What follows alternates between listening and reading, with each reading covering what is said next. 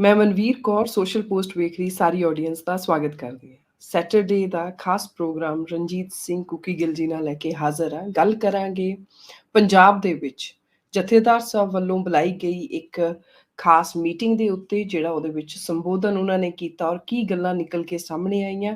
ਭਾਰਤ ਪੱਧਰ ਤੇ ਰਾਮ ਨੌਮੀ ਦੇ ਉਤਸਵ ਤੇ ਵਾਇਲੈਂਸ ਬ੍ਰੇਕ ਹੋਣਾ ਕਈ ਸੂਬਿਆਂ ਦੇ ਵਿੱਚ, ਔਰ ਇਸ ਸਾਲ ਪਹਿਲੀ ਵਾਰ ਨਹੀਂ ਹੋਇਆ। ਇਸ ਤੋਂ ਪਹਿਲਾਂ ਵੀ ਲਾਸਟ ਈਅਰ ਵੀ ਇਹ ਵਰਤਾਰਾ ਜਿਹੜਾ ਵਾਪਰ ਚੁੱਕਾ ਹੈ, ਮੰਦਭਾਗਾ ਵਰਤਾਰਾ ਵਾਪਰ ਚੁੱਕਾ। ਇਹਦੇ ਤੇ ਗੱਲ ਕਰਾਂਗੇ। ਔਰ ਇੰਟਰਨੈਸ਼ਨਲ ਪੱਧਰ ਤੇ ਯੂਕਰੇਨ ਰਸ਼ੀਆ ਵਾਰ ਤੋਂ ਬਾਅਦ ਜਿਹੜੀ ਨੇਟੋ ਦੀ ਐਕਸਪੈਂਸ਼ਨ ਹੈ ਉਹ ਵੱਧ ਰਹੀ ਹੈ। ਹੁਣ ਨਵੀਂ ਕੰਟਰੀ ਜਿਹੜੀ ਫਿਨਲੈਂਡ ਹੈ, ਜਿਹਦਾ ਬਾਰਡਰ ਰਸ਼ੀਆ ਦੇ ਨਾਲ ਸ਼ੇਅਰ ਹੁੰਦਾ ਹੈ, ਉਹ ਵੀ ਹੁਣ ਨੇਟੋ ਦੀ ਮੈਂਬਰ ਬਣ ਚੁੱਕੀ ਹੈ। ਸੋ ਮੈਂ ਸਭ ਤੋਂ ਪਹਿਲਾਂ ਰਣਜੀਤ ਸਿੰਘ ਸਰ ਨੂੰ ਸ਼ਾਮਿਲ ਕਰਦੇ ਹੋਏ ਸਵਾਗਤ ਕਰਦੀ ਹਾਂ। ਕੁਕੀ ਜੀ, ਮੋਸਟ ਵੈਲਕਮ ਜੀ।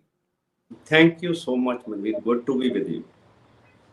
ਸਰ, ਪਹਿਲਾਂ ਪੰਜਾਬ ਤੋਂ ਸ਼ੁਰੂ ਕਰਦੇ ਹਾਂ। ਜਥੇਦਾਰ ਸਾਹਿਬ ਨੇ ਇੱਕ ਖਾਸ ਇਕੱਤਰਤਾ ਸੱਦੀ ਸੀ, ਪੱਤਰਕਾਰ ਸੀ ਪੰਜਾਬ ਦੇ, ਨਾਮੀ ਪੱਤਰਕਾਰ ਸੀ, ਜਿਨ੍ਹਾਂ ਦਾ ਬਹੁਤ ਐਕਸਪੀਰੀਅੰਸ ਵੀ ਸੀ ਔਰ ਨਵੇਂ ਪੱਤਰਕਾਰ ਵੀ ਸੀ, ਜਿਹੜੇ ਹਜੇ ਸ਼ੁਰੂਆਤ ਹੋਈ ਹੈ ਜਿਨ੍ਹਾਂ ਦੇ ਕੰਮਾਂ ਦੀ। ਉੱਥੇ ਕਾਫੀ ਤਕਰੀਰਾਂ ਹੋਈਆਂ ਨੇ। ਅਸੀਂ ਜਾਣਨਾ ਚਾਹਾਂਗੇ ਸਰ, ਉਹਦੇ ਚੋਂ ਕੀ ਟੇਕ ਹੈ ਤੁਹਾਡਾ, ਕਿਵੇਂ ਦੀਆਂ ਗੱਲਾਂ ਸੀਗੀਆਂ, ਕੀ ਤੁਹਾਨੂੰ ਉਮੀਦ ਹੈਗੀ ਆ ਵੀ ਕੁਝ ਨਿਕਲ ਕੇ ਆ ਸਕਦਾ ਇਹਦੇ ਵਿੱਚੋਂ? ਇਹ ਨਾ ਇੱਕ ਤਰ੍ਹਾਂ ਦੀ ਨਵੇਕਲੀ ਪਹੁੰਚ ਸੀ ਜਥੇਦਾਰ ਸਾਹਿਬ, ਜਿਹਦੇ ਰਾਹੀਂ ਉਹਨਾਂ ਨੇ ਪੱਤਰਕਾਰ ਸਮੂਹ ਦੇ ਇੱਕ ਬਹੁਤ ਵੱਡੇ ਸਮੂਹ ਨੂੰ ਉੱਥੇ ਇਕੱਤਰ ਕੀਤਾ ਹੈਗਾ ਦਮਦਮਾ ਸਾਹਿਬ ਤਖਤ ਦੇ ਉੱਤੇ। ਉਹਦੇ ਵਿੱਚ ਜਿਹੜਾ ਹੈਗਾ ਮੇਨ ਪੱਖ ਇਹ ਵੀ ਹੈਗਾ ਕਿ ਇੱਕ ਨਾਮੀ ਜਿਹੜਾ ਅਖਬਾਰ ਆ ਪੰਜਾਬ ਦਾ, ਜਿਹੜਾ ਕਿ ਸਿੱਖ ਇਸ਼ੂਸ ਨੂੰ ਉਠਾਉਂਦਾ ਰਹਿੰਦਾ ਹੈਗਾ। ਉਹਨਾਂ ਨੇ ਜਦੋਂ ਮੇਰਾ ਕੇਸ ਵੀ ਸੀਗਾ ਤਾਂ ਉਦੋਂ ਵੀ ਇਹਨਾਂ ਨੇ ਲਗਾਤਾਰ 3 ਦਿਨ ਮੇਰੇ ਤੇ ਫੀਚਰ ਕੀਤੇ ਸੀਗੇ 2009 ਦੇ ਵਿੱਚ, ਤੇ ਉਹ ਬਹੁਤ ਪ੍ਰਚਲਿਤ ਹੋਇਆ ਸੀ। ਇਹ ਪਹਿਲੀ ਵਾਰ ਹੋਇਆ ਸੀ ਕਿ ਇੱਕ ਅਖਬਾਰ ਦੀ ਜਿਹੜੀ ਮਤਲਬ ਕਿ ਬਲੈਕ ਹੋਈ ਸੀ, ਮਤਲਬ ਕਿ 3 ਟਾਈਮਸ ਤੋਂ ਵੀ ਜ਼ਿਆਦਾ ਵੈਲਿਊ ਤੋਂ ਉੱਤੇ ਉਹ ਅਖਬਾਰ ਵਿਕਿਆ ਸੀਗਾ, ਜਸਟ ਫॉर ਫੀਚਰਿੰਗ ਮਾਈ ਜਿਹੜੀ ਸੀਗੀ ਉਸ ਟਾਈਮ ਦੀ ਪਲਾਈਟ ਉਹਨਾਂ ਨੇ ਹਾਈਲਾਈਟ ਕੀਤੀ। ਪਰ ਉਹਨਾਂ ਨੂੰ ਡਿਲਿਬਰੇਟਲੀ ਉਸ ਇਕੱਤਰਤਾ ਦੇ ਵਿੱਚ ਨਿਮਰਤ ਕੌਰ ਨੂੰ ਸੱਦਿਆ ਨਹੀਂ ਗਿਆ। ਇਹ ਵੀ ਇੱਕ ਉਸ ਚੀਜ਼ ਦਾ ਜਿਹੜੀ ਇਕੱਤਰਤਾ ਉਹਦਾ ਵੀ ਇੱਕ ਮੇਨ ਪੱਖ ਇਹ ਵੀ ਸਾਹਮਣੇ ਆਉਂਦਾ। ਪਰ ਜਿੱਥੋਂ ਤੱਕ ਉਹ ਇਕੱਤਰਤਾ ਹੋਈ ਆ, ਉਹਦੇ 'ਚ ਵਿਚਾਰਾਂ ਹੋਈਆਂ ਜੋ ਸਾਹਮਣੇ ਆਈਆਂ ਨੇ ਅਖਬਾਰਾਂ ਦੇ ਰਾਹੀਂ, ਉਹਦੇ ਵਿੱਚ ਇਹਨਾਂ ਨੇ ਕਈ ਇਸ਼ੂਸ ਮਤਲਬ ਕਿ ਵਿਚਾਰੇ ਗਏ ਨੇ। ਬਹੁਤਾ ਤਾਂ ਇਹ ਹੈ ਕਿ ਜਿਹੜਾ ਪਿਛਲੇ ਮਾਰਚ 18 ਤੋਂ ਬਾਅਦ ਜਿਸ ਤਰ੍ਹਾਂ ਪੰਜਾਬ ਦੀ ਤੇ ਸਿੱਖ ਕੌਮ ਦੀ ਜਿਹੜੀ ਪਿਕਚਰ ਆ ਨੈਸ਼ਨਲ ਤੇ ਇੰਟਰਨੈਸ਼ਨਲ ਲੈਵਲ ਤੇ, ਉਹਨੂੰ ਇਹਨਾਂ ਨੇ ਬਹੁਤ ਕਨਫਲਿਕਟ ਓਰੀਐਂਟੇਸ਼ਨ ਤੇ ਕਨਫਰੰਟੇਸ਼ਨਲ ਪੱਖ ਉਹਦੇ ਦਿਖਾਏ ਗਏ। ਉਹਨੂੰ ਇਸ ਤਰ੍ਹਾਂ ਬਰਤਾਨ ਬੁਣਿਆ ਗਿਆ ਕਿ ਸ਼ਾਇਦ ਇੰਡੀਆ ਦੀ ਸੋਵਰੈਂਟੀ ਦੇ ਲਈ ਇੱਕ ਮਾਈਨੋਰਟੀ ਕਮਿਊਨਿਟੀ ਦੁਆਰਾ ਉਹਨਾਂ ਦੇ ਦਰਾਂ ਤੇ ਖੜੀ ਆ ਤੇ ਜਿਹੜੀ ਇੰਡੀਆ ਦੀ ਸੋਵਰੈਂਟੀ ਨੂੰ ਚੈਲੰਜ ਕਰ ਰਹੀ ਆ, ਜਿਹਦਾ ਕਿ ਆਪਾਂ ਨੂੰ ਇੰਟਰਨੈਸ਼ਨਲ ਲੈਵਲ ਤੇ ਵੀ ਤੇ ਨੈਸ਼ਨਲ ਲੈਵਲ ਤੇ ਕਾਫੀ ਨੁਕਸਾਨ ਹੋਇਆ ਸਿੱਖ ਕੌਮ ਦੇ ਅਕਸ਼ ਨੂੰ। ਕਿਉਂਕਿ ਜਿਸ ਤਰ੍ਹਾਂ ਦੇ ਪ੍ਰੋਟੈਸਟ ਬਾਹਰ ਹੋਏ ਨੇ ਤੇ ਪਿਛਲੇ ਦਿਨਾਂ 'ਚ ਜਿਸ ਤਰ੍ਹਾਂ ਦੀਆਂ ਵਾਰਦਾਤਾਂ ਬਾਹਰ ਆਈਆਂ ਨੇ, ਜੋ ਕਿ ਸਿੱਖ ਕੌਮ ਨੇ ਪ੍ਰੋਟੈਸਟ ਕੀਤੇ, ਉਹਦੇ 'ਚੋਂ ਕੁਛ ਥਾਵਾਂ ਤੇ ਪੋਜ਼ਿਟਿਵ ਵੀ ਅਪਰੋਚ ਅਪਣਾਈ ਗਈ ਹੈ ਤੇ ਉਹਦਾ ਪੋਜ਼ਿਟਿਵ ਰਿਸਪੌਂਸ ਵੀ ਮਿਲਿਆ ਹੈਗਾ। ਜਿਵੇਂ ਕਿ ਵਿਸਾਖੀ ਡੇ ਨੂੰ ਨੈਸ਼ਨਲ ਡੇ ਵਜੋਂ ਵਿਚਾਰੇ ਜਾਣ ਦਾ ਮਤਾ ਉੱਠਿਆ ਹੈਗਾ US ਦੀ ਕਾਂਗਰਸ ਦੇ ਵਿੱਚ, ਇਹ ਤਾਂ ਉਹਦਾ ਪੋਜ਼ਿਟਿਵ ਪੱਖ ਆ। ਪਰ ਜਿੱਥੋਂ ਤੱਕ ਬਾਕੀ ਜਿਹੜਾ ਪ੍ਰੋਟੈਸਟ ਨੇ ਜੋ ਪਿਕਚਰ ਲਿਆਂਦੀ ਆ, ਉਹਦੇ ਨਾਲ ਬਹੁਤ ਜ਼ਿਆਦਾ ਸਾਨੂੰ ਨੈਗੇਟਿਵਿਟੀ ਮਿਲੀ ਹੈਗੀ ਆ, ਇੰਟਰਨੈਸ਼ਨਲ ਪੱਧਰ ਤੇ ਵੀ ਨੈਸ਼ਨਲ ਪੱਧਰ ਤੇ ਵੀ। ਜਿਸ ਤਰ੍ਹਾਂ ਕਿ ਇੰਡੀਆ ਦੇ ਫਲੈਗ ਦੀ ਉਹਨਾਂ ਨੇ ਮਤਲਬ ਕਿ ਉਹਦੀ ਡਿਸਰਿਸਪੈਕਟ ਕੀਤੀ ਆ, ਜਿਹਦੀ ਕਿ ਲੋੜ ਨਹੀਂ ਸੀ, ਕਿਉਂਕਿ ਉਹਦਾ ਪ੍ਰੋਟੈਸਟ ਨਾਲ ਕੋਈ ਲੈਣਾ ਦੇਣਾ ਨਹੀਂ ਸੀ। ਪ੍ਰੋਟੈਸਟ ਤੁਸੀਂ ਆਪਣਾ ਦੁੱਖ ਰੱਖੋ ਕਿ ਜੋ ਵਾਈਡ ਸਪਰੈਡ ਅਰੈਸਟ ਹੋ ਰਹੀਆਂ ਨੇ ਪੰਜਾਬ 'ਚ, ਪੱਤਰਕਾਰਾਂ ਤੇ ਹਮਲੇ ਹੋ ਰਹੇ ਨੇ, ਉਹਨਾਂ ਨੂੰ ਵੀ ਕਾਨੂੰਨੀ ਪ੍ਰਕਿਰਿਆ 'ਚ ਉਲਝਾਇਆ ਜਾ ਰਿਹਾ, ਉਹ ਚੀਜ਼ ਨੂੰ ਰੱਖਣ ਦੀ ਬਜਾਏ ਇਹਨਾਂ ਨੇ ਇੱਕ ਵਾਇਲੈਂਟ ਪ੍ਰਦਰਸ਼ਨ ਕੀਤੇ ਆ। ਉਹਦੇ ਵਿੱਚ ਹੈ ਮਹਾਤਮਾ ਗਾਂਧੀ ਦਾ ਇੱਕ ਸਾਈਮਨ ਫਰੇਜ਼ਰ ਜਿਹੜੀ ਯੂਨੀਵਰਸਿਟੀ ਹੈ ਬ੍ਰਿਟਿਸ਼ ਕੋਲੰਬੀਆ ਦੀ, ਉਹਦੇ ਵਿੱਚ ਉਹਦਾ ਸਿਰ ਵੱਢ ਦੇਣਾ। ਇਸੇ ਤਰ੍ਹਾਂ ਵਿੰਡਸਰ ਦੇ ਇਲਾਕੇ ਦੇ ਵਿੱਚ ਇੱਕ ਮੰਦਿਰ ਦੀ ਵੈਂਡਲਿਜ਼ਮ, ਜੋ ਕਿ ਲਗਾਤਾਰ ਪ੍ਰਕਿਰਿਆ ਚੱਲ ਰਹੀ ਹੈ, ਚਾਹੇ ਆਸਟ੍ਰੇਲੀਆ 'ਚ ਤੇ ਚਾਹੇ ਕੈਨੇਡਾ 'ਚ, ਜਿਹੜੀ ਕਿ ਸਾਡਾ ਇਹ ਨਹੀਂ ਮੈਨੂੰ ਪਤਾ ਵੀ ਉਹਦੇ 'ਚ ਸਿੱਖ ਇਨਵੋਲਵਡ ਹੈ ਜਾਂ ਨਹੀਂ, ਪਰ ਜਿਸ ਤਰ੍ਹਾਂ ਬਿਰਤਾਂਤ ਦਰਸਾਇਆ ਜਾ ਰਿਹਾ ਕਿ ਇਸ ਪਿੱਛੇ ਸ਼ਾਇਦ ਸਿੱਖ ਕੁਛ ਨਾ ਕੁਛ ਹਿੱਸਾ ਇਨਵੋਲਵਡ ਆ। ਇਹ ਜਿਹੜੀ ਚੀਜ਼ ਆ, ਇਹਦੇ ਬਾਰੇ ਜਿਹੜੀਆਂ ਰਿਸਪੈਕਟਿਵ ਗੁਰਦੁਆਰਾ ਕਮੇਟੀਜ਼ ਨੇ ਜਾਂ ਰਿਸਪੈਕਟਡ ਜਿਹੜੇ ਸਿੱਖ ਲੀਡਰ ਨੇ, ਚਾਹੇ ਉਹ ਵਰਲਡ ਸਿੱਖ ਆਰਗੇਨਾਈਜੇਸ਼ਨ ਆ, ਚਾਹੇ ਹੋਰ ਉੱਥੇ ਆਰਗੇਨਾਈਜੇਸ਼ਨਸ ਨੇ, ਉਹਨਾਂ ਨੇ ਇਸ ਬਾਰੇ ਸਾਇਲੈਂਸ ਰੱਖੀ ਆ। ਇਹ ਵੀ ਜਿਹੜੇ ਹੈਗੇ ਆ ਬਹੁਤ ਗੰਭੀਰ ਮੁੱਦੇ ਨੇ। ਪਰ ਜਿਸ ਤਰ੍ਹਾਂ ਇਕੱਤਰਤਾ ਤੋਂ ਬਾਅਦ ਜਥੇਦਾਰ ਅਕਾਲ ਤਖਤ ਸਾਹਿਬ ਨੇ ਜੋ ਆਪਣੇ ਵਿਚਾਰ ਰੱਖੇ ਆ, ਉਹ ਬੜਾ ਜਸ਼ੀਲਾ ਮਤਲਬ ਕਿ ਭਾਸ਼ਣ ਦਿੱਤਾ ਗਿਆ ਹੈਗਾ। ਉਹਦੇ ਵਿੱਚ ਆਪਣੇ ਦੁੱਖ ਵੀ ਉਹਨਾਂ ਨੇ ਜ਼ਾਹਰ ਕੀਤੇ ਨੇ। ਇਹ ਵੀ ਉਹਦੇ 'ਚ ਜ਼ਾਹਰ ਹੋਇਆ ਕਿ ਉਹ ਕਿੰਨੇ ਬੇਬਸ ਨੇ ਜਦੋਂ ਉਹਨਾਂ ਦੇ ਇਸ਼ੂ ਜਿਹੜੇ ਆ SGPC ਲਗਾਤਾਰ ਇਗਨੋਰ ਕਰ ਰਹੀ ਹੈ। ਜਦ ਕਿ ਜਦੋਂ ਉਹ ਪ੍ਰੈਸ 'ਚ ਜਾਂਦੇ ਨੇ, ਜਿਹੜੇ ਕਿ SGPC ਦੇ ਪ੍ਰੈਜ਼ੀਡੈਂਟ ਨੇ ਜਥੇਦਾਰ ਹਰਜਿੰਦਰ ਸਿੰਘ ਧਾਮੀ, ਤਾਂ ਉਦੋਂ ਉਹ ਕਹਿੰਦੇ ਆ ਕਿ ਅਕਾਲ ਤਖਤ ਸਾਡਾ ਸੁਪਰੀਮ ਅਥਾਰਟੀ ਆ ਤੇ ਉਹਨਾਂ ਦਾ ਅਸੀਂ ਹਰ ਹੁਕਮ ਮੰਨਾਂਗੇ। ਪਰ ਜਿਸ ਤਰ੍ਹਾਂ ਉਹਨਾਂ ਨੇ ਆਪਣੇ ਭਾਸ਼ਣ 'ਚ ਕਿਹਾ ਕੱਲ੍ਹ ਦਮਦਮਾ ਸਾਹਿਬ ਕਿ ਮੇਰੇ ਲਗਾਤਾਰ ਕਹਿਣ ਦੇ ਬਾਵਜੂਦ ਵੀ SGPC ਮੇਰੇ ਵੱਲੋਂ ਕਈਆਂ ਗੱਲਾਂ ਤੇ ਕੋਈ ਵਿਚਾਰ ਨਹੀਂ ਕਰ ਰਹੀ। ਉਹਨਾਂ ਦਾ ਮੇਨ ਪੱਖ ਇਹ ਸੀ ਕਿ ਜਿਸ ਤਰ੍ਹਾਂ ਇਹ ਜਿਹੜਾ ਖਾਲਸਾ ਰਾਜ ਦਾ ਫਲੈਗ ਆ, ਉਹਨੂੰ ਇੱਕ ਸੈਪਰੇਟਿਜ਼ਮ ਐਂਗਲ ਦੇ ਰਾਹੀਂ ਸੜਕਾਂ ਤੇ ਧੂਈ ਫਿਰਦੇ ਨੇ ਵੈਸਟਰਨ ਵਰਲਡ ਦੇ ਵਿੱਚ, ਉਹਦੇ ਬਾਰੇ ਉਹਨਾਂ ਨੇ ਬਹੁਤ ਇਤਰਾਜ਼ ਜਤਾਇਆ ਹੈਗਾ, ਜੋ ਕਿ ਉਹਨਾਂ ਦਾ ਵਾਜਬ ਵੀ ਹੈ। ਇਸੇ ਤਰ੍ਹਾਂ ਉਹਨਾਂ ਨੇ ਮੀਡੀਆ ਬਾਰੇ ਜਿਹੜਾ ਔਨਸਲਾਟ ਹੋਇਆ, ਉਹਦੀ ਵੀ ਉਹਨਾਂ ਨੇ ਕੰਡੈਮ ਕੀਤਾ ਹੈਗਾ ਤੇ ਆਪਣੇ ਮੀਡੀਆ ਨੂੰ ਕਿਹਾ ਹੈਗਾ ਕਿ ਤੁਸੀਂ ਇਹਦੇ ਬਰਾਬਰ ਦਾ ਇੱਕ ਪੋਜ਼ਿਟਿਵ ਬਿਰਤਾਂਤ ਬਣੋ। ਤੀਸਰੀ ਜਿਹੜੀ ਮੇਜਰ ਗੱਲ ਉਹਨਾਂ ਨੇ ਕਹੀ ਆ, ਜੋ ਕਿ ਇੰਡੀਅਨ ਗਵਰਨਮੈਂਟ ਨੂੰ ਉਹਨਾਂ ਨੇ ਸੰਬੋਧਨ ਹੁੰਦਿਆਂ ਕਿਹਾ ਕਿ ਜੇ ਇੰਡੀਅਨ ਗਵਰਨਮੈਂਟ ਨਾਗਾਸ ਦੇ ਨਾਲ ਲੰਮੇ ਸਮੇਂ ਤੋਂ ਟਾਕਸ ਦੇ ਰਾਹੀਂ ਉਹਨਾਂ ਦਾ ਸੋਲੂਸ਼ਨ ਕੱਢਣਾ ਚਾਹੁੰਦੀਆਂ ਨੇ, ਉੱਥੇ ਜੋ ਪ੍ਰੋਬਲਮ ਹੈਗੀ ਆ ਉਸ ਬਾਰੇ ਸਿੱਖਸ ਨੂੰ ਕਿਉਂ ਇਗਨੋਰ ਕੀਤਾ ਗਿਆ।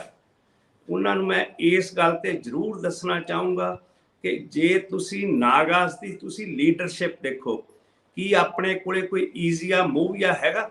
ਈਜ਼ੀਆ ਮੂਵੀਆ ਦੇ ਬਰਾਬਰ ਦਾ ਲੀਡਰ, ਤੇ ਉਹਦੇ ਨਾਲ ਸਾਰੀਆਂ ਪੋਲੀਟੀਕਲ ਪਾਰਟੀਆਂ ਜੋ ਨਾਗਾਲੈਂਡ ਦੀਆਂ ਨੇ ਉਹ ਇਸ ਪੱਖ ਤੇ ਇਕੱਠੀਆਂ ਨੇ। ਇੱਥੇ ਪੰਜਾਬ ਵਿੱਚ ਇਦਾਂ ਦੀ ਕੋਈ ਇਕੱਤਰਤਾ ਹੀ ਹੈ ਨਹੀਂ, ਚਾਹੇ ਵਿਦਨ ਸਿੱਖਸ ਲੈ ਲਓ ਤੇ ਚਾਹੇ ਆਪਣੀਆਂ ਜਿਹੜੀਆਂ ਇੱਥੇ ਪੋਲੀਟੀਕਲ ਪਾਰਟੀਆਂ ਨੇ, ਚਾਹੇ ਕਾਂਗਰਸ ਆ ਚਾਹੇ ਅਕਾਲੀ ਦਲ ਆ। ਆਪ ਤਾਂ ਹਜੇ ਨਵੀਂ ਪਾਰਟੀ ਆਈ ਆ ਪੋਲੀਟੀਕਲ ਸਿਨੈਰੀਓ ਦੇ ਵਿੱਚ, ਉਸ ਨਾਲ ਇਹ ਕਦੀ ਵੀ ਜਦੋਂ ਪੰਜਾਬ ਪੱਖੀ ਇਸ਼ੂਜ਼ ਨੇ ਇਹ ਪਾਰਟੀਆਂ ਕਦੀ ਵੀ ਇੱਕ ਮਤ ਨਹੀਂ ਹੋਈਆਂ।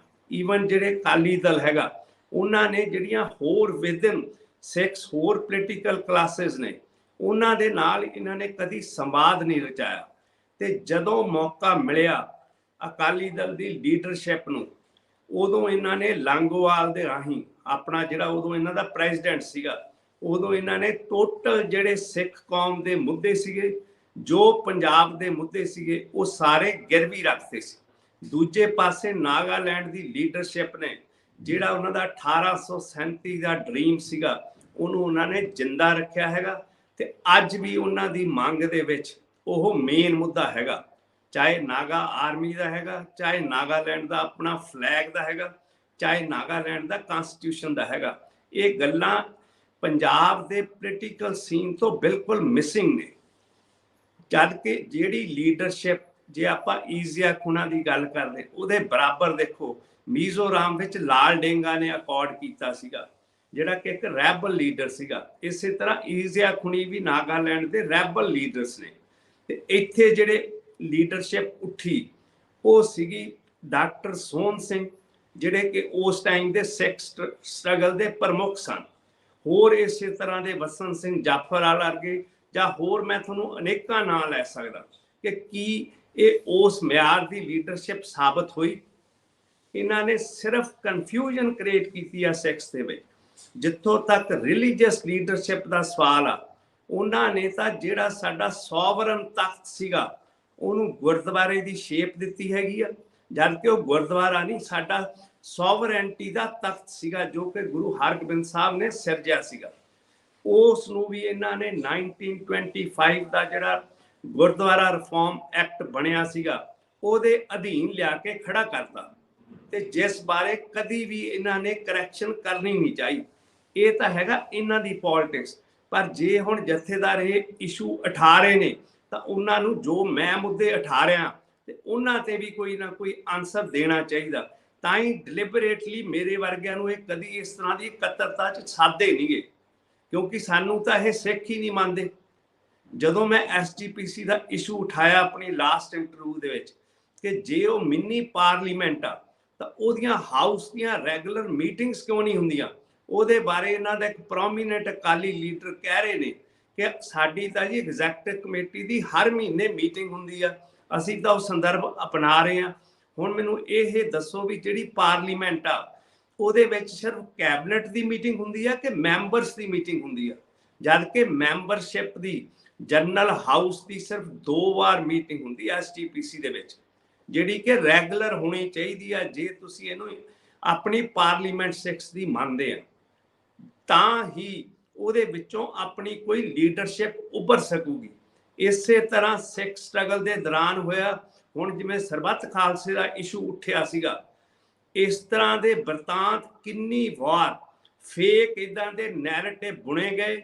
ਪੰਥਕ ਗੈਦਰਿੰਗਸ ਨੂੰ ਇਹਨਾਂ ਨੇ ਸਰਬੱਤ ਖਾਲਸੇ ਦਾ ਨਾਂ ਦਿੱਤਾ, ਉੱਥੇ ਇਹਨਾਂ ਨੇ ਚੰਦ ਜਿਹੜੇ ਲੀਡਰ ਸੀਗੇ, ਚਾਹੇ ਉਹ April 1986 ਦੀ ਗੱਲ ਕਰ ਲਓ, ਚਾਹੇ ਜਨਵਰੀ 1986 ਦੀ ਗੱਲ ਕਰ ਲਓ, ਚਾਹੇ ਇਸ ਤੋਂ ਬਾਅਦ ਚੱਬੇ ਜਦੋਂ 2015 ਚ ਪੰਥਕ ਇਕੱਠ ਹੋਇਆ, ਇੱਕ ਰੋਹ ਦਾ ਇਕੱਠ ਸੀਗਾ, ਉਹਨੂੰ ਇਹਨਾਂ ਨੇ ਜਿਹੜੇ ਸਟੇਜ ਦੇ ਸੰਚਾਲਕ ਸੀਗੇ ਉਹਨਾਂ ਨੇ ਉਸ ਨੂੰ ਆਪਣੀ ਬਿਰਤੀ ਅਨੁਸਾਰ ਇਸ ਤਰ੍ਹਾਂ ਬੁਣਿਆ ਕਿ ਉਸ ਨੂੰ ਹੋਰ ਕਨਫਿਊਜ਼ਨ ਕ੍ਰੀਏਟ ਕਰਤੀ, ਰੈਦਰ ਕਿ ਕੋਈ ਉੱਥੇ ਸੋਲੂਸ਼ਨ ਖੜਾ ਹੁੰਦਾ, ਕੋਈ ਪੈਰਲਲ ਸਾਡੀ ਸਿੱਖ ਪੋਲੀਟੀਕਲ ਪਾਰਟੀ ਉੱਭਰਦੀ।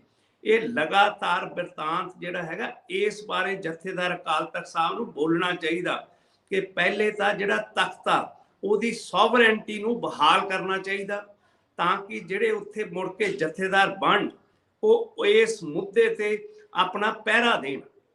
ਇਸ ਕਰਕੇ ਜਿਹੜੀ ਇਕੱਤਰਤਾ ਦਮਦਮਾ ਸਾਹਿਬ ਹੋਈ ਆ, ਮੈਂ ਉਹਨੂੰ ਅਧੂਰੀ ਮੰਨੂਗਾ, ਕਿਉਂਕਿ ਉਹ ਜਿਹੜੇ ਮੇਨ ਇਸ਼ੂਜ਼ ਨੇ ਉਹਨਾਂ ਬਾਰੇ ਕੋਈ ਵਿਚਾਰ ਨਹੀਂ ਕੀਤੀ ਗਈ ਕਿ ਕਿਉਂ SGPC ਨੇ ਇੱਕ ਐਕਟ ਦੇ ਰਾਹੀਂ ਜਿਹੜੀ ਸੋਵਰਨ ਸਾਡਾ ਸਟੇਟਸ ਸੀਗਾ ਉਹਨੂੰ ਇਹਨਾਂ ਨੇ ਐਕਟ ਦੇ ਰਾਹੀਂ ਅਧੀਨਗੀ ਥੱਲੇ ਲੈ ਆਂਦਾ।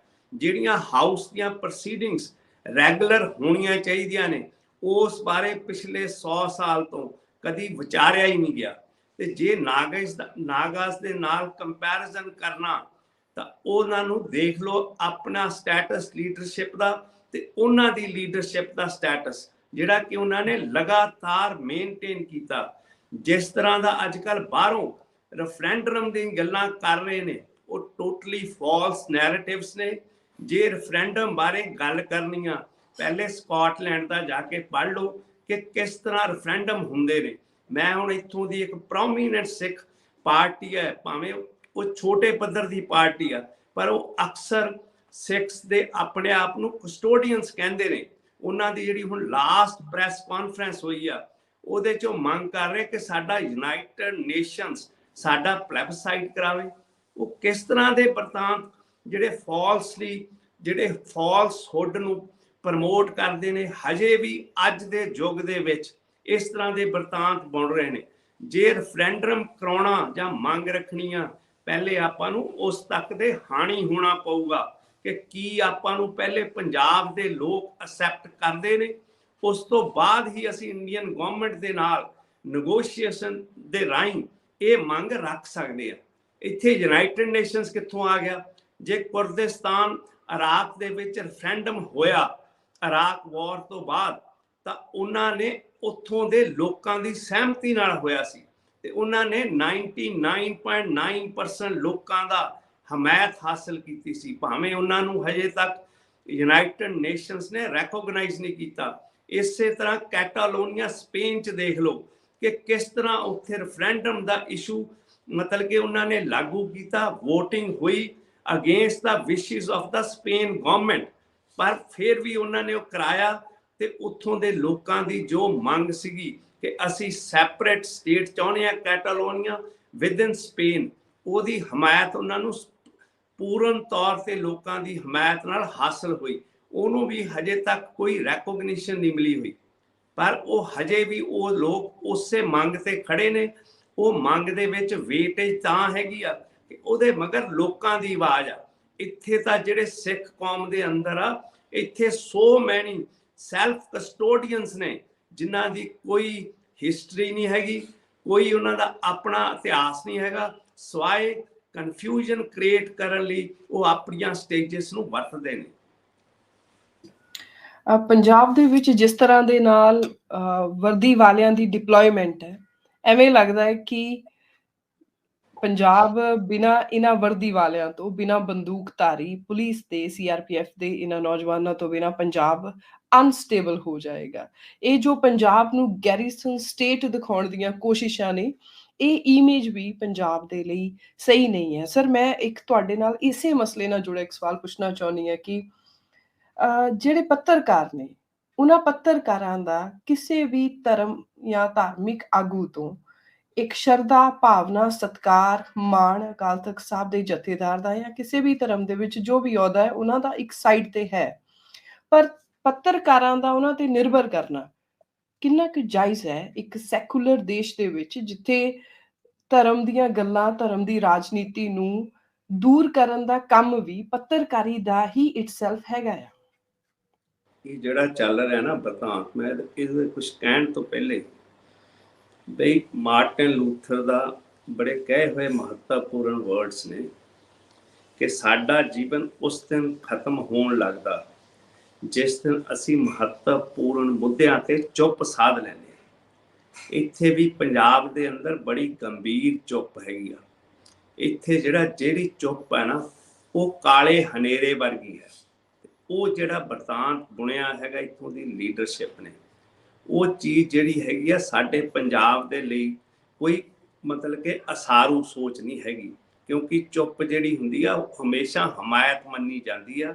ਜਿਸ ਤਰ੍ਹਾਂ ਦਾ ਵਰਤਾਰਾ ਪੰਜਾਬ 'ਚ ਬੁਣਿਆ ਜਾ ਰਿਹਾ, ਤੋਬਾ ਕਾ ਤਕੱਲਫ ਕੌਣ ਕਰੇ, तौबा का तकल्लुफ कौन करे, हालात की नीयत ठीक नहीं, रहमत का इरादा बिगड़ा है, बरसात की नीयत ठीक नहीं। ये इस तरह का बरतांत आ पंजाब। जिस तरह की एक्सैसिव सिक्योरिटी फोर्सिस की डिप्लॉयमेंट आ पंजाब दे विच, उन्हां वल्लों लगातार फ्लैग मार्चिस किए जा रहे हैं। वो जिहड़ी वरतारा हैगा वो जिहड़ा नैशनल पद्धर से पोलीटिकल पार्टी आ जो रूल कर रहे हैं, उन्हां दा ही वरतांत पंजाब विच सिरजा जा रहा कि पंजाब बड़ी अनरैस्ट वाली स्टेट आ। इत्थे लोग बहुत बेचैन ने ते इत्थे किसी टाइम भी इंडिया की सॉवरेंटी नूं खतरा खड़ा हो सकता, क्योंकि जिहड़ी इत्थों की लीडरशिप आ, जिस तरह उन्होंने पार्लीमेंट दे विच जाके बोलना चाहिए सी इस मुद्दे बारे कि क्यों इन्नी सिक्योरिटीज़ दा ਜਿਹੜੀਆਂ ਬਟਾਲੀਅਨਸ ਨੇ ਉਹ ਪੰਜਾਬ 'ਚ ਧੱਕੀਆਂ ਜਾ ਰਹੀਆਂ ਨੇ। ਦੂਜੇ ਪਾਸੇ ਜਿਹੜਾ ਮੀਡੀਆ ਦਾ ਔਨਸਲੌਟ ਹੋ ਰਿਹਾ, ਮੈਂ ਕੱਲ ਦੇਖ ਰਿਹਾ ਸੀ ਕਿ ਵਿਕਰਮ ਮਜੀਠੀਆ ਇੱਕ ਪ੍ਰੈਸ ਸਟੇਟਮੈਂਟ ਦੇ ਰਹੇ ਸੀ ਪ੍ਰੈਸ ਕਾਨਫਰੰਸ ਦੇ ਵਿੱਚ ਕਿ ਇੱਥੇ ਜੀ ਮੀਡੀਆ ਦਾ ਜਿਹੜਾ ਮੂੰਹ ਆ ਉਹ ਬੰਦ ਕਰਾਇਆ ਜਾ ਰਿਹਾ ਧੱਕੇ ਨਾਲ। ਬਿਲਕੁਲ ਹੁਣ ਪਿਛਲੇ ਕੁਝ ਸਮੇਂ ਤੋਂ ਜਿਹੜੀ ਪ੍ਰੈਜ਼ੈਂਟ ਰੂਲਿੰਗ ਗਵਰਨਮੈਂਟ ਆ ਪੰਜਾਬ ਦੀ, ਉਹਨਾਂ ਨੇ ਮੀਡੀਆ ਤੇ ਬਹੁਤ ਬੇਲੋੜਾ ਰਿਪਰੈਸ਼ਨ ਕੀਤਾ ਹੈਗਾ।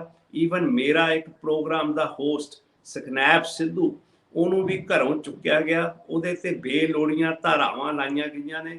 ਪਰ ਫਿਰ ਪਬਲਿਕ ਪ੍ਰੈਸ਼ਰ ਦੇ ਪੈਣ ਕਰਕੇ, ਇਨਫੈਕਟ ਚੀਫ ਮਿਨਿਸਟਰ ਦੀ ਫੈਮਿਲੀ ਦਾ USA ਤੋਂ ਪ੍ਰੈਸ਼ਰ ਕਰਕੇ ਇਹ ਚੀਫ ਮਿਨਿਸਟਰ ਪੰਜਾਬ ਨੂੰ ਝੁਕਣਾ ਪਿਆ, ਕਿਉਂਕਿ ਉਹ ਇੱਕ ਐਕਸੈਸਿਵ ਤੇ ਬਿਲਕੁਲ ਹੀ ਅਨਲੌਫੁਲ ਐਕਟੀਵਿਟੀ ਸੀਗੀ। ਇਸੇ ਤਰ੍ਹਾਂ ਹੋਰ ਵੀ ਜਿਹੜੇ ਮੀਡੀਆ ਦੇ ਪੱਤਰਕਾਰ ਨੇ, ਉਹਨਾਂ ਤੇ ਵੀ ਇਸ ਤਰ੍ਹਾਂ ਦਾ ਪ੍ਰੈਸ਼ਰ ਪੁਲਿਸ ਵੱਲੋਂ ਬਿਲਡ ਕੀਤਾ ਜਾ ਰਿਹਾ ਹੈਗਾ। ਤੇ ਉਹ ਪੰਜਾਬ ਦੇ ਮੀਡੀਆ ਨੂੰ ਵੀ ਉਹ ਇੱਕ ਸਪੈਸ਼ਲ ਨੈਰੇਟਿਵ ਦੇ ਰਾਹੀਂ, ਜਿਸ ਤਰ੍ਹਾਂ ਕਿ ਨੈਸ਼ਨਲ ਪੱਧਰ ਤੇ ਪ੍ਰਚਾਰਿਆ ਜਾ ਰਿਹਾ ਕਿ ਜਿਹੜਾ ਮੀਡੀਆ ਸਟੇਟ ਦੇ ਨਾਲ ਚੱਲਦਾ ਹੈਗਾ ਉਹੀ ਸਰਵਾਈਵ ਕਰ ਸਕਦਾ, ਦੂਸਰਾ ਮੀਡੀਆ ਨੂੰ ਉਹ ਹਰ ਮਤਲਬ ਕਿ ਆਪਣਾ ਹੀਲਾ ਵਰਤ ਕੇ ਉਹਨੂੰ ਸ਼ਟ ਡਾਊਨ ਕਰਾਉਣਾ ਚਾਹੁੰਦੇ ਨੇ। ਇਹ ਜਿਹੜਾ ਵਰਤਾਰਾ ਹੈਗਾ ਇਹ ਪੰਜਾਬ ਵਿੱਚ ਇੱਕ ਇਸ ਤਰ੍ਹਾਂ ਦਾ ਮਾਹੌਲ ਸਿਰਜ ਰਿਹਾ ਹੈਗਾ, ਜਿਹਦੇ ਬਾਰੇ ਅਸੀਂ ਇਹ ਕਹਿ ਸਕਦੇ ਹਾਂ ਕਿ ਜ਼ਹਿਮਤ ਜੋ ਤੁਮਨੇ ਦੀ हमें मंजूर नहीं है, ਜ਼ਹਿਮਤ को रहमत तो हम बना के दिखाएंगे। पर इत्थों दे लोग, मैनू पूर्ण विश्वास आ कि असी इस नू ਜ਼ਹਿਮਤ को रहमत बना के दिखावांगे। ਇਸ ਲਈ ਲੋਕਾਂ ਨੂੰ ਇਸ ਬਾਰੇ ਚਕੰਨੇ ਹੋਣਾ ਚਾਹੀਦਾ। ਪੋਲੀਟੀਕਲ ਜਿਹੜੀ ਲੀਡਰਸ਼ਿਪ ਆ, ਖਾਸ ਕਰਕੇ Sikh political leadership, Shiromani Akali Dal leadership ਨੂੰ ਆਪਣੇ ਜੋ ਉਹਨਾਂ ਦੀਆਂ ਜ਼ਿੰਮੇਵਾਰੀਆਂ ਨੇ ਉਹਨਾਂ ਤੇ ਪਹਿਲੇ ਆਪਣੀ ਅੰਦਰੂਨੀ ਸੰਵਾਦ ਕਰਕੇ ਤੇ ਉਹਨਾਂ ਨੂੰ ਲੋਕਾਂ ਦੇ ਸਾਹਮਣੇ ਆਉਣਾ ਚਾਹੀਦਾ। ਇਹ ਨਹੀਂ ਕਿ ਤੁਸੀਂ ਲੋਕਾਂ ਦੇ ਵਿੱਚ ਵਿਚਰਨ ਤੋਂ ਵੀ ਅੱਜ ਸ਼੍ਰੋਮਣੀ ਅਕਾਲੀ ਦਲ ਦੇ ਪ੍ਰਧਾਨ ਸੁਖਬੀਰ ਬਾਦਲ ਘਬਰਾਉਂਦੇ ਨੇ, ਉਹ ਫਿਰ ਰਹਿਨਮਾਈ ਕਿਸ ਤਰ੍ਹਾਂ ਪੰਜਾਬ ਦੀ ਕਰ ਸਕਣਗੇ? ਕਿਉਂਕਿ ਅਕਾਲੀ ਦਲ ਦੇ ਅੰਦਰੂਨੀ ਬਹੁਤ ਇਸ ਤਰ੍ਹਾਂ ਦੀਆਂ ਆਵਾਜ਼ਾਂ ਉੱਠ ਰਹੀਆਂ ਨੇ। ਮੈਨੂੰ ਵੀ ਸੈਵਰਲਨ ਦੇ ਲੀਡਰਸ਼ਿਪਸ ਨੇ ਕਿਹਾ ਕਿ ਤੁਸੀਂ ਸਾਡੇ ਪ੍ਰੈਜ਼ੀਡੈਂਟ ਨਾਲ ਗੱਲ ਕਰੋ ਤੇ ਕੋਈ ਨਾ ਕੋਈ ਅਕਾਲੀ ਦਲ ਦੇ ਵਿੱਚ ਰੀਅਲਾਈਨਮੈਂਟ ਕਰੋ, ਕਿਉਂਕਿ ਉਹਨਾਂ ਲੀਡਰਸ ਨੂੰ ਅਕਾਲੀ ਦਲ ਦੇ ਵਿੱਚ ਰਹਿ ਕੇ ਵੀ ਇੰਨੀ ਹਿੰਮਤ ਨਹੀਂ ਕਿ ਉਹ ਜੋ ਪੰਜਾਬ ਦੇ ਲੋਕਾਂ ਦੀ, ਖਾਸ ਕਰਕੇ ਸਿੱਖ ਕੌਮ ਦੇ ਲੋਕਾਂ ਦੀ ਆਵਾਜ਼ ਆ, ਉਹ ਆਪਣੇ ਪ੍ਰਧਾਨ ਸੁਖਬੀਰ ਬਾਦਲ ਤੱਕ ਕਹਿ ਸਕਣ। ਤੇ ਜਿਸ ਤਰ੍ਹਾਂ ਵਿਕਰਮ ਨੇ ਕੱਲ ਗੱਲ ਉਠਾਈ ਆ, ਪਰ ਮੈਂ ਇਹ ਵੀ ਉਹਦੇ ਬਾਰੇ ਮੈਂ ਇਹ ਵੀ ਦੱਸਣਾ ਚਾਹਣਾ ਕਿ ਜਦੋਂ ਅਕਾਲੀ ਦਲ ਦੀ ਇੱਥੇ ਸਰਕਾਰ ਰਹੀ ਆ ਲੰਮਾ ਚ, ਇਹਨਾਂ ਨੇ 18 ਜਿਹੜੇ ਪੰਜਾਬੀ ਚੈਨਲ ਸੀ, ਚਾਹੇ ਉਹ ਡੇ ਐਂਡ ਨਾਈਟ ਸੀ, ਚਾਹੇ ਲਸ਼ਕਾਰਾ ਸੀ, ਤੇ ਹੋਰ ਇਸ ਤਰ੍ਹਾਂ ਦੇ ਸੈਵਰਲ ਜਿਹੜੇ ਮੀਡੀਆ ਹਾਊਸਿਸ ਸੀਗੇ, ਉਹ ਇਹਨਾਂ ਨੇ ਜਬਰੀ ਬੰਦ ਕਰਾਏ ਸੀ। ਇਸੇ ਤਰ੍ਹਾਂ ਜਦੋਂ ਕੈਪਟਨ ਅਮਰਿੰਦਰ ਸਿੰਘ ਦੀ ਸਰਕਾਰ ਸੀ, ਉਹਨਾਂ ਨੇ ਵੀ ਇੱਕ ਪਾਰਟਿਕੂਲਰ ਚੈਨਲ ਨੂੰ ਫੇਵਰ ਕਰਨ ਲਈ ਬਾਕੀ ਸਾਰੇ ਚੈਨਲਸ ਦਾ ਉਹਨਾਂ ਨੇ ਸ਼ਟ ਡਾਊਨ ਕਰਾਉਣ ਦੀ ਕੋਸ਼ਿਸ਼ ਕੀਤੀ ਸੀ। ਦੇਸ਼ ਭਰ ਦੇ ਵਿੱਚ ਜਦੋਂ ਆਪਾਂ ਦੇਖਦੇ ਹਾਂ ਤਾਂ ਰਾਮ ਨੌਮੀ ਦੇ ਪਵਿੱਤਰ ਉਤਸਵ ਤੇ ਵਾਇਲੈਂਸ ਬ੍ਰੇਕ ਹੋਣੀ ਕਈ ਸੂਬਿਆਂ ਦੇ ਵਿੱਚ, ਉਹਨੂੰ ਫਿਰ ਕਿਸ ਲਾਈਟ ਦੇ ਵਿੱਚ ਦੇਖਿਆ ਜਾਵੇ? ਪਿਛਲੇ ਸਾਲ ਵੀ ਇਹ ਵਰਤਾਰਾ ਵਾਪਰਿਆ ਸੀ। ਇਹ ਜਿਹੜਾ ਹੁਣ ਰਾਮ ਨੌਮੀ ਪ੍ਰੋਸੈਸ਼ਨਸ ਨਿਕਲੇ ਆ ਨਾ, ਇਹ ਜਿਹੜੇ ਹੈਗੇ ਨਵੇਂ ਵਰਤਾਰੇ ਨੇ।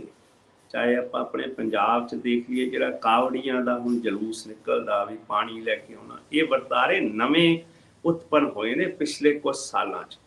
ਕਿਉਂਕਿ ਇਹਦੇ ਰਾਹੀਂ ਜਿਹੜਾ ਜਿਸ ਤਰ੍ਹਾਂ ਧਰਮ ਦਾ ਉਹਦਾ ਆਸਰਾ ਲੈ ਕੇ, ਉਹਦੀ ਓਟ ਲੈ ਕੇ, ਤੇ ਉਹਦੇ ਨਾਲ ਇੱਕ ਜਿਹੜੀ ਮੈਜੋਰਿਟੇਰੀਅਨ ਬਿਰਤੀ ਆ, ਜਿਹੜੀ ਕਿ ਵਾਇਲੈਂਟ ਓਰੀਐਂਟਡ ਆ, ਜਿਹੜੀ ਕਿ ਮੌਬ ਦੀ ਜਿਹੜੀ ਫਿਊਰੀ ਆ, ਉਹਦੇ ਰਾਹੀਂ ਉਹ ਇੱਕ ਮਾਈਨੋਰਟੀ ਕਮਿਊਨਿਟੀਜ਼ ਤੇ ਦਬਦਬਾ ਰੱਖਣਾ ਚਾਹੁੰਦੇ ਨੇ।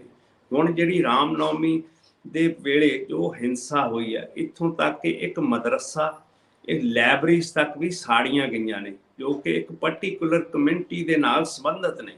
ਇਸ ਬਾਰੇ ਜਿਹੜੀ ਇਸਲਾਮਿਕ ਕੰਟਰੀਜ਼ ਦੀ ਆਰਗੇਨਾਈਜੇਸ਼ਨ ਆ, ਉਹਨਾਂ ਦੀ ਜਨਰਲ ਸੈਕਟਰੀਏਟ ਦੇ ਵਿੱਚੋਂ ਉਹਨਾਂ ਨੇ ਲਾਸਟ ਟਿਊਜ਼ਡੇ ਇੱਕ ਆਪਣੀ ਸਟੇਟਮੈਂਟ ਦਿੱਤੀ ਹੈ, ਜਿਹਦੇ ਵਿੱਚ ਉਹਨਾਂ ਨੇ ਇਸ ਨੂੰ ਵੋਸੀਫੋਰਸਲੀ ਕੰਡੈਮ ਕੀਤਾ ਹੈਗਾ ਕਿ ਜਿਹੜਾ ਇੰਡੀਆ ਦੇ ਵਿੱਚ ਇਸਲਾਮੋਫੋਬੀਆ ਬੁਣਿਆ ਜਾ ਰਿਹਾ ਹੈਗਾ, ਇਸ ਨੂੰ ਕਿਸੇ ਨਾ ਕਿਸੇ ਤਰ੍ਹਾਂ ਇੰਡੀਅਨ ਗਵਰਨਮੈਂਟ ਨੂੰ ਇੰਟਰਵੀਨ ਕਰਕੇ ਰੋਕਣਾ ਚਾਹੀਦਾ। ਕਿਉਂਕਿ ਜਿਹੜੀ ਉਹ 57 ਕੰਟਰੀਜ਼ ਦੀ ਆਰਗੇਨਾਈਜੇਸ਼ਨ ਆ ਇਸਲਾਮਿਕ ਕੰਟਰੀਜ਼ ਦੀ, ਉਹਦੀ ਬੜੀ ਪਾਵਰਫੁਲ ਵੌਇਸ ਹੈਗੀ ਆ।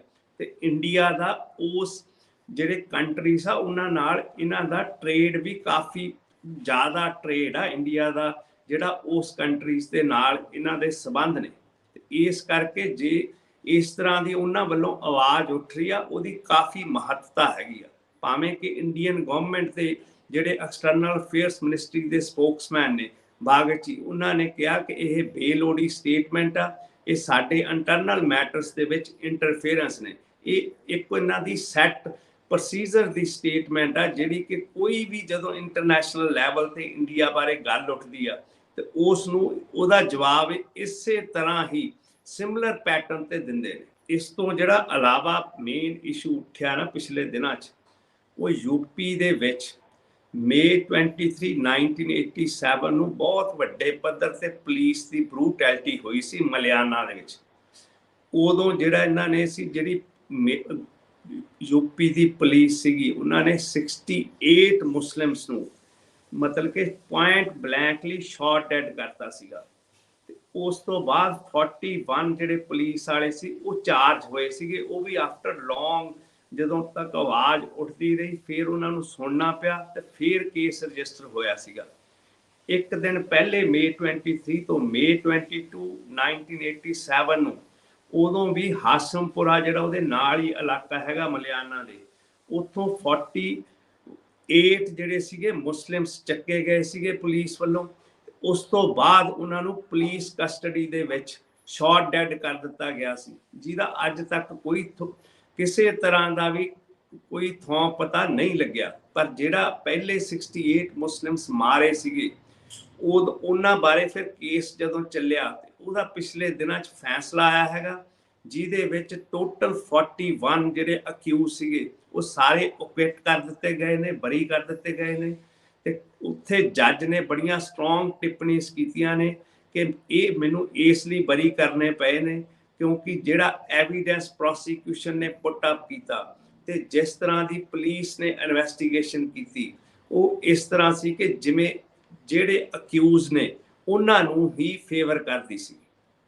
ਇਹ ਇੰਡੀਆ ਦਾ ਵਰਤਾਂਤ ਆ ਜਿਹੜਾ ਕਿ ਬਹੁਤ ਦੁਖਦਾਈ ਆ। ਇਸ ਤਰ੍ਹਾਂ ਦਾ ਵਰਤਾਂਤ ਤੇ ਇਸ ਤਰ੍ਹਾਂ ਦਾ ਵਰਤਾਰਾ ਸਿੱਖ ਕੌਮ ਨਾਲ ਵੀ ਪਿਛਲੇ ਦਹਾਕਿਆਂ ਦੇ ਵਿੱਚ ਲੰਮਾ ਚਿਰ ਹੋਇਆ ਹੈਗਾ ਤੇ ਜਿਹਦਾ ਅੱਜ ਵੀ 31 ਸਾਲਾਂ ਬਾਅਦ 32 ਸਾਲਾਂ ਬਾਅਦ ਜਿਹੜੇ ਪੁਲਿਸ ਵਾਲੇ ਚਾਰਜ ਹੋਏ ਸੀਗੇ ਉਹਨਾਂ ਨੂੰ ਮਤਲਬ ਕਿ ਜਿੰਨੇ ਹੀਨੀਅਸ ਕ੍ਰਾਈਮਸ ਉਹਨਾਂ ਨੇ ਕੀਤੇ ਉਹਦੇ ਮੁਕਾਬਲੇ ਦੇ ਵਿੱਚ ਉਹਨਾਂ ਨੂੰ ਬਹੁਤ ਲੀਨੀਅੰਟ ਸੈਂਟੈਂਸਿਸ ਹੋਈਆਂ ਨੇ। ਕਿਸੇ ਨੂੰ 5 ਸਾਲ ਆ, ਕਿਸੇ ਨੂੰ 10 ਸਾਲ ਆ ਮੈਕਸੀਮਮ।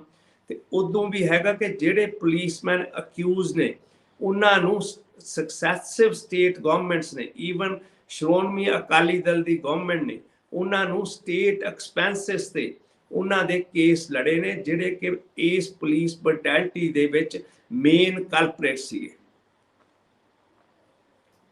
ਆਖਰੀ ਮਸਲਾ ਆਪਾਂ ਕੌਮਾਂਤਰੀ ਲੈਵਲ ਤੇ ਚੱਲਦੇ ਹਾਂ ਜੀ, ਯੂਕਰੇਨ ਰਸ਼ੀਆ ਵਾਰ, ਜਿਹਦੇ ਵਿੱਚ ਰਸ਼ੀਆ ਨੇ ਜਦੋਂ ਯੂਕਰੇਨ ਨੂੰ ਇਨਵੇਡ ਕੀਤਾ ਤਾਂ ਉਹਦਾ ਕਹਿਣਾ ਸੀ ਕਿ ਉਹ ਨਾਟੋ ਦੀ ਜਿਹੜੀ ਐਕਸਪੈਂਸ਼ਨ ਹੈ ਉਹਨੂੰ ਰੋਕਣ ਦੇ ਲਈ ਕਰ ਰਿਹਾ ਹੈ। ਸੋ ਇਸੇ ਕਰਕੇ ਇਸ ਵਾਰ ਨੂੰ ਇੱਕ ਤਰ੍ਹਾਂ ਦੀ ਪ੍ਰੋਕਸੀ ਵਾਰ ਹੀ ਕਿਹਾ ਜਾ ਰਿਹਾ ਹੈ।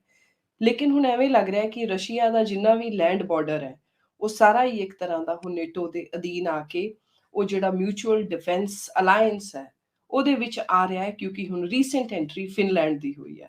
ਇਸ ਗੱਲ ਨੂੰ ਪਲੀਜ਼ ਤੁਸੀਂ ਕੰਟੀਨਿਊ ਕਰੋ ਸਰ। ਜਿਹੜਾ ਰੀਸੈਂਟ ਨਾ ਫਿਨਲੈਂਡ 31st ਕੰਟਰੀ ਬਣਿਆ ਜਿਹੜਾ ਕਿ ਨੈਟੋ ਅਲਾਈਅੰਸ ਦਾ ਇਸ ਟਿਊਜ਼ਡੇ ਮੈਂਬਰ ਬਣਿਆ ਹੈਗਾ। ਉਹਦੇ ਨਾਲ ਜਿਹੜਾ ਨੈਟੋ ਅਲਾਈਅੰਸ ਆ ਉਹਦੇ ਜਿਹੜੇ ਬਾਰਡਰਸ ਨੇ ਵਿਦ ਰਸ਼ੀਆ ਉਹ ਕਾਫੀ ਲੰਮੇ ਹੋ ਗਿਆ। ਇੱਕ ਤਰ੍ਹਾਂ ਨਾਲ ਈਸਟਰਨ ਸਾਈਡਸ ਤੋਂ ਸਾਰੇ ਪਾਸੇ ਰਸ਼ੀਆ ਘਿਰਿਆ ਦਿਖਾਈ ਦੇ ਰਿਹਾ। ਇਸ ਬਾਰੇ ਜਦੋਂ ਯੂਕਰੇਨ ਵਾਰ ਸ਼ੁਰੂ ਹੋਈ ਆ ਤਾਂ ਉਸ ਤੋਂ ਫੈਬਰਵਰੀ ਦੇ ਵਿੱਚ ਵਾਰ ਸ਼ੁਰੂ ਹੋਈ ਸੀ ਤਾਂ ਉਦੋਂ ਅਪ੍ਰੈਲ ਦੇ ਵਿੱਚ ਜਿਹੜੇ ਕਿ ਕੈਥੋਲਿਕ ਚਰਚ ਦੇ ਹੈੱਡ ਨੇ ਪੋਪ ਫਰਾਂਸਿਸ ਉਹਨਾਂ ਨੇ ਬੜੀ ਇੱਕ ਮਹੱਤਵ ਵਾਲੀ ਸਟੇਟਮੈਂਟ ਦਿੱਤੀ ਸੀ ਵਰਲਡ ਦੀ ਪ੍ਰੈਸ ਅੱਗੇ ਕਿ ਜਿਹੜੀ ਇਹ ਯੂਕਰੇਨ ਵਾਰ ਹੈਗੀ ਆ ਇਹ ਤਾਂ ਇਹਦਾ ਇੱਕ ਵੱਡਾ ਕਾਰਨ ਇਹ ਆ ਕਿ ਵੈਸਟਰਨ ਪਾਵਰਸ ਨੇ ਆਪਣੀ ਹੈਗਾਮੋਨਿਕ ਸੋਚ ਰਾਹੀਂ ਰਸ਼ੀਆ ਨੂੰ ਪ੍ਰਵੋਕ ਕੀਤਾ ਹੈਗਾ ਤੇ ਉਹਨਾਂ ਨੂੰ ਮਜਬੂਰ ਕੀਤਾ ਕਿ ਉਹ ਇਸ ਆਪਣੀ ਯੂਕਰੇਨ ਤੇ ਇਨਵੇਜਨ ਲਈ ਆਪਣੀ ਆਰਮੀ ਭੇਜਣ। ਇਹ ਇੱਕ ਉਹ ਕਿਉਂਕਿ ਜਦੋਂ ਵੀ ਪੋਪ ਫਰਾਂਸਿਸ ਜਾਂ ਕੈਥੋਲਿਕ ਚਰਚ ਦੇ ਹੈੱਡ ਪੋਪ ਬੋਲਦੇ ਨੇ ਤਾਂ ਉਹਨਾਂ ਦੀ ਦੁਨੀਆ ਦੇ ਵਿੱਚ ਬੜੀ ਮਹੱਤਵ ਮੰਨਿਆ ਜਾਂਦਾ ਹੈਗਾ। ਉਸ ਸਟੇਟਮੈਂਟ ਨੂੰ ਬਹੁਤ ਵਜਨ ਦਿੱਤਾ ਜਾਂਦਾ ਤੇ ਉਹ ਇੱਕ ਜਿਹੜੀ ਹੁੰਦੀ ਆ ਸਟੇਟਮੈਂਟ ਉਹਦੇ ਤੇ ਵੈਸਟਰਨ ਪਾਵਰਸ ਨੂੰ ਵੀ ਸੁਣਨਾ ਪੈਂਦਾ ਹੈਗਾ।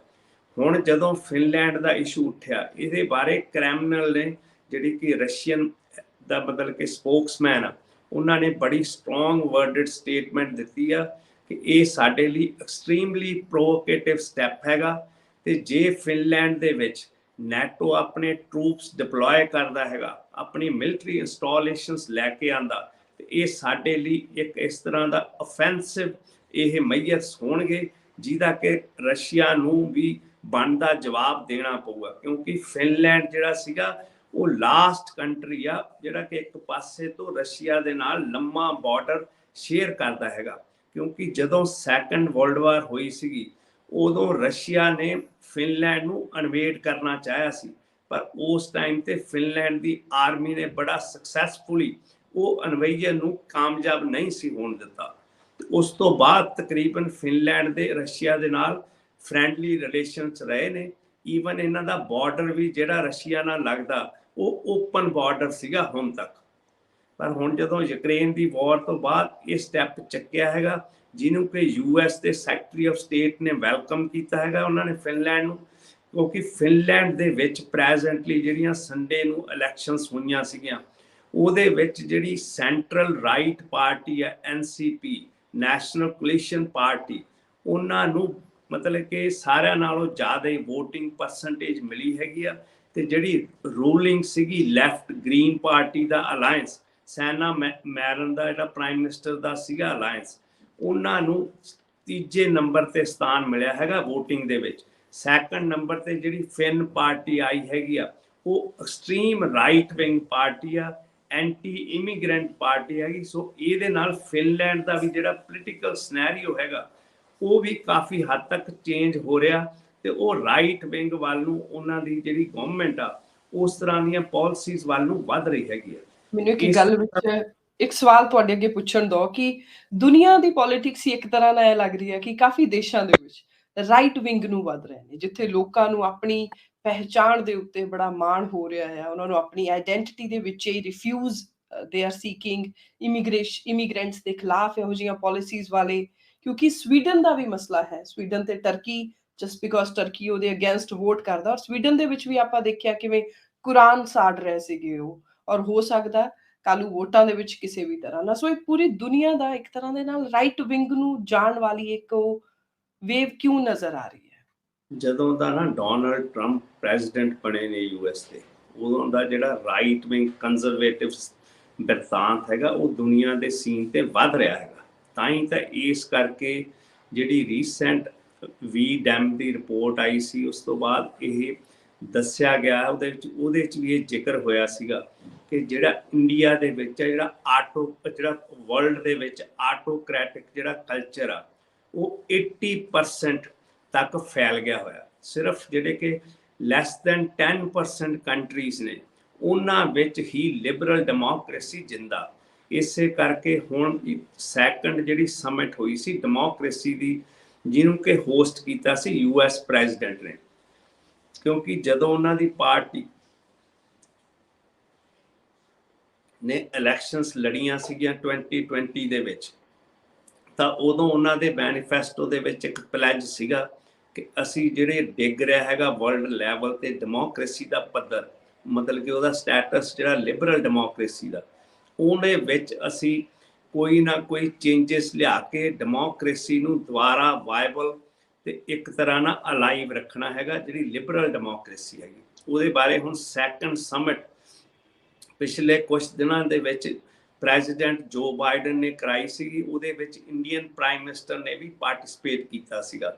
ਪਾਕਿਸਤਾਨ ਉਹਦੇ ਵਿੱਚ ਨਹੀਂ ਗਿਆ ਕਿਉਂਕਿ ਚਾਈਨਾ ਇਸ ਦੇ ਉਲਟ ਹੈਗਾ, ਕਿਉਂਕਿ ਚਾਈਨਾ ਤਾਂ ਐਕਸਟ੍ਰੀਮਲੀ ਆਟੋਕ੍ਰੈਟਿਕ ਕੰਟਰੀ ਹੈਗਾ। ਸੋ ਇਸ ਲਈ ਉਹ ਕਿਸੇ ਵੀ ਜਿਹੜਾ ਡੈਮੋਕ੍ਰੇਸੀ ਨੂੰ ਆਬਾਰ ਵਾਲੇ ਕਦਮ ਹੋਣਗੇ ਉਹਦੇ ਉਹ ਹਮੇਸ਼ਾ ਐਂਟੀ ਚੱਲਦੇ ਨੇ, ਅਗੇਂਸਟ ਚੱਲਦੇ ਨੇ।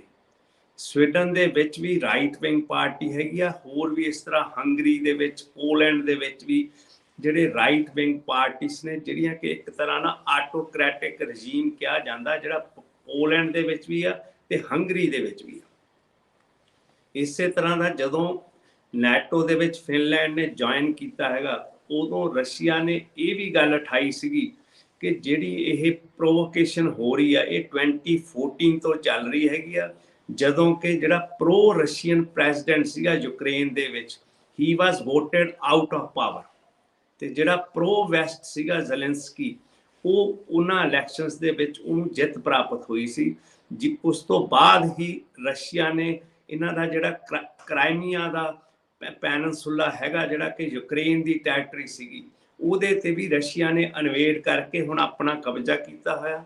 ਇਸੇ ਤਰ੍ਹਾਂ ਜਿਹੜੇ ਈਸਟਰਨ ਪ੍ਰੋਵਿੰਸਿਸ ਨੇ ਯੂਕਰੇਨ ਦੇ, ਉਹਦੇ 2 ਪ੍ਰੋਵਿੰਸ ਦੇ ਵਿੱਚ ਰਸ਼ੀਆ ਨੇ ਰੈਫਰੈਂਡਮ ਕਰਾਇਆ ਉੱਥੇ, ਤੇ ਉੱਥੋਂ ਦੇ ਲੋਕਾਂ ਦੀ ਜੋ ਰੈਫਰੈਂਡਮ ਦੇ ਵਿੱਚ ਜਿੱਤ ਹੋਈ, ਜਿਹੜੇ ਪ੍ਰੋ ਰਸ਼ੀਅਨ ਸੀਗੇ, ਇਸ ਕਰਕੇ ਉਹ ਦੋਨੋਂ ਪ੍ਰੋਵਿੰਸ ਵੀ ਯੂਕਰੇਨ ਦੇ ਕਬਜ਼ੇ ਚੋਂ ਬਾਹਰ ਕਰਤੇ ਰਸ਼ੀਆ ਨੇ, ਭਾਵੇਂ ਉਹਨੂੰ ਵੈਸਟਰਨ ਵਰਲਡ ਨੇ ਉਸ ਰੈਫਰੈਂਡਮ ਨੂੰ ਮਾਨਤਾ ਨਹੀਂ ਦਿੱਤੀ।